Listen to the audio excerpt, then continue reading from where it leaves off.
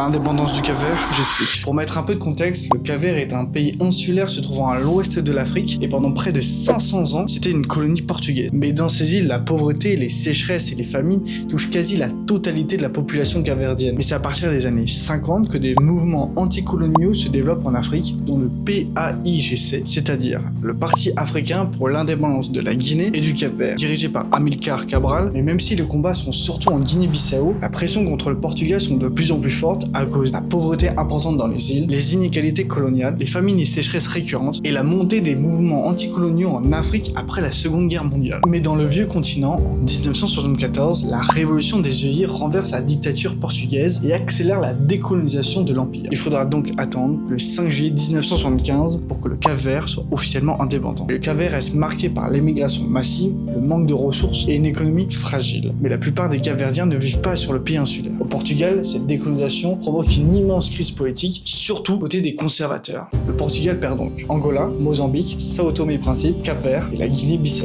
Voilà, donc c'est la petite vidéo sur l'indépendance du Cap-Vert. Évidemment qu'on peut en parler des heures et des heures parce que c'est grave intéressant. Mais du coup, je vous laisse à vous d'aller voir plus en détail l'indépendance du Cap-Vert en 1975. C'était donc une image, un pays et une histoire.